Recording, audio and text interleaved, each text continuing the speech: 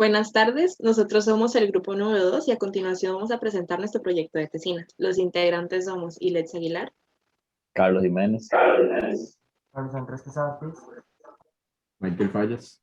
Kenneth Martínez. Daniel Quiroz. Y Paula Sánchez. Respecto a nuestro tema, será el desarrollo e impacto de los movimientos neofascistas en Estados Unidos presentes en la película American History X. Lo que corresponde a nuestra introducción, el propósito de esta investigación será analizar los movimientos neofascistas y supremacistas blancos en los Estados Unidos, en el periodo de los años 1990 hasta la actualidad, usando como base el filme de 1998 del director Tony Kaye, American History X. En cuanto a la justificación, hemos aprendido a volar como los pájaros, a nadar como los peces, pero no hemos aprendido el sencillo arte de vivir como hermanos. Martin Luther King. La película American History X está ambientada a finales del siglo XX, por lo que, a pesar de haber ocurrido hace aproximadamente 30 años, no es un caso aislado de la realidad que vivimos en la actualidad.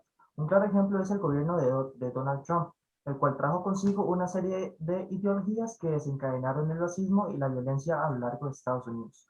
Esta investigación está enfocada en generar un impacto positivo en la sociedad, reflejado en la construcción de una conciencia individual y a la vez colectiva, sobre las repercusiones que estas conductas extremistas e intolerantes, sustentadas por la violencia, generan en la sociedad a nivel mundial.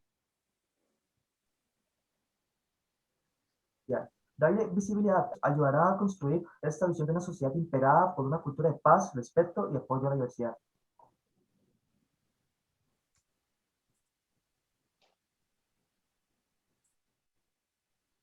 En cuanto a los objetivos, el objetivo general es analizar el desarrollo y el impacto de los movimientos neofascistas en Estados Unidos a través de la película American History X.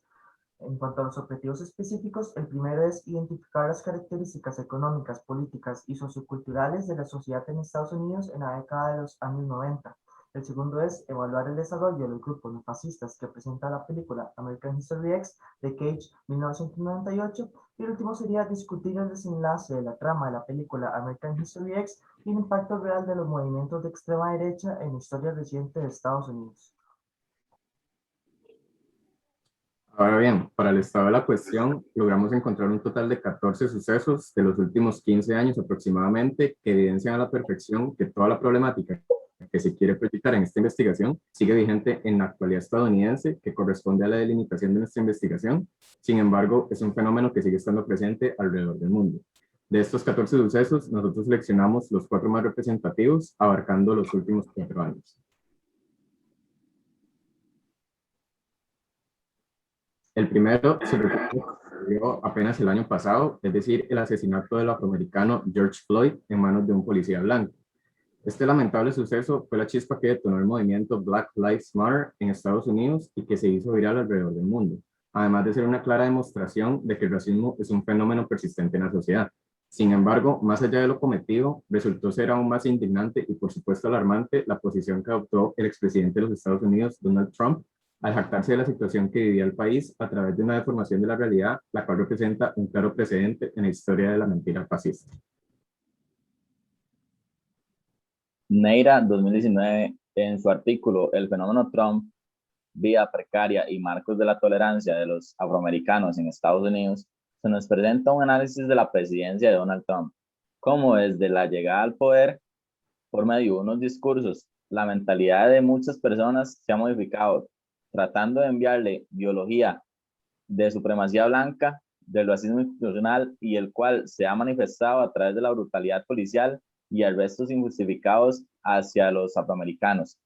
Tal es el caso del famoso asesinato, como ya dijo mi compañero, del afrodescendiente George Floyd, el cual fue un acontecimiento internacional. Estados Unidos, a base de esto, crea un movimiento llamado Black Lives Matter, el cual es un movimiento que lucha por los derechos de las personas de color, que de hecho este movimiento no concientiza solo a las personas de los Estados Unidos, sino que también forman parte del movimiento personas de Latinoamérica, de Europa, que están indignadas con este caso.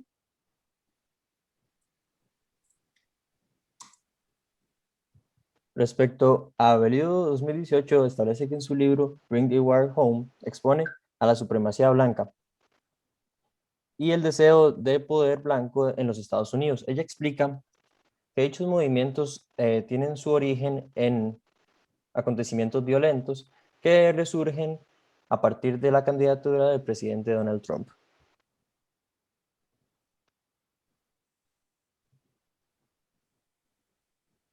La siguiente fuente es un artículo publicado por la BBC News en el cual se habla de la marcha que se realizó en el año 2017 en Charlottesville, Virginia, y la cual fue el escenario perfecto para que diferentes grupos de extrema derecha se hicieran presentes, ya que estos fueron los principales autores de dicho acontecimiento. También nombra a los principales grupos existentes en Estados Unidos, tal es el caso de alt-right o la derecha alternativa, Ku Klux Klan y otros grupos neonazis. También ratifica la idea de resurgimiento popular de que desde la llegada a la presidencia de Donald Trump en el año 2017, estos grupos han tenido un resurgimiento, ya que este se ha encargado de expandir las ideologías por medio de discursos nacionalistas disfrazados.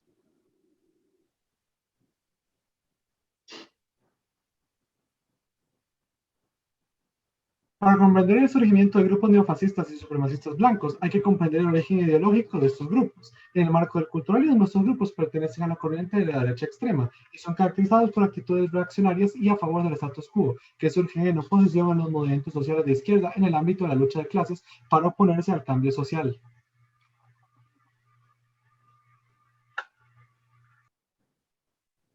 Para entender mejor todos los temas que vamos a tratar, hay que tener claro varios conceptos clave. El primero va a ser el de la ideología. La ideología, la palabra ideología, según Williams, viene de la palabra francesa idéologie, que se define como la filosofía de la mente.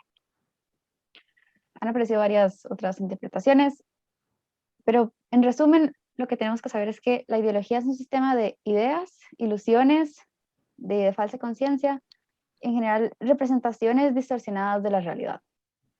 Además, el marxismo añade más valor a esta idea, la amplía, diciendo que la ideología es una representación de la cultura y que esta abarca varias áreas de la vida de la sociedad.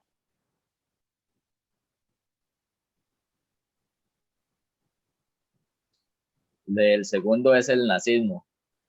Lo que dice es, para Enzo Traverso, el nazismo es un tipo de ideología totalitarista.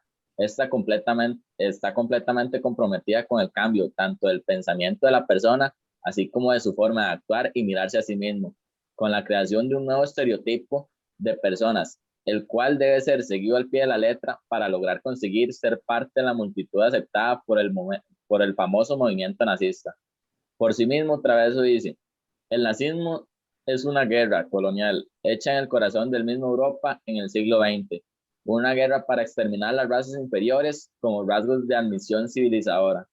Esto lo que no quiere dar a entender es que el nazismo está creado en base a búsqueda de una guerra contra Alemania y luego contra el mundo para poder crear una raza perfecta según sus ideales y pensamientos.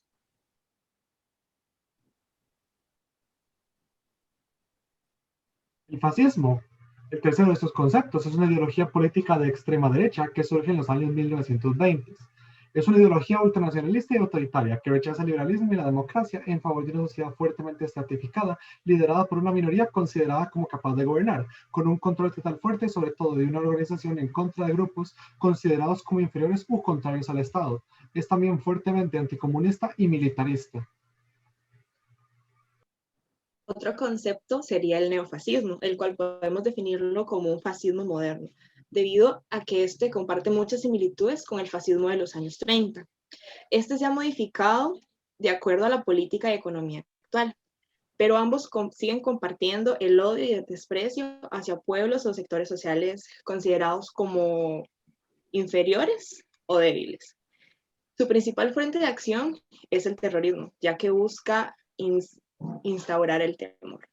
Se dice que este se hace presente en los grupos de extrema derecha existentes en la actualidad.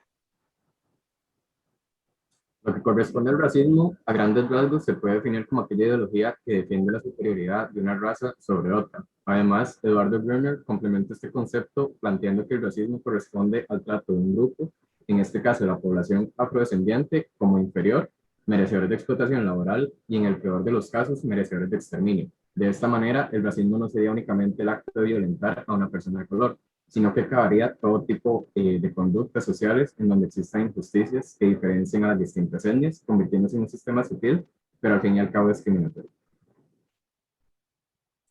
Finalmente, tenemos el concepto de la xenofobia. La xenofobia, para Herrans, representa todo aquel comportamiento o actitud que desarrolla un grupo social o étnico frente a los que se consideran extranjeros. En otras palabras, xenofobia representa todas aquellas acciones o expresiones que se le realizan a extranjeros de aspecto negativo y que los perjudican a nivel social y a nivel cultural. Por otra parte, de Ancona compara la xenofobia con un concepto moderno, que es conocido como el racismo cultural.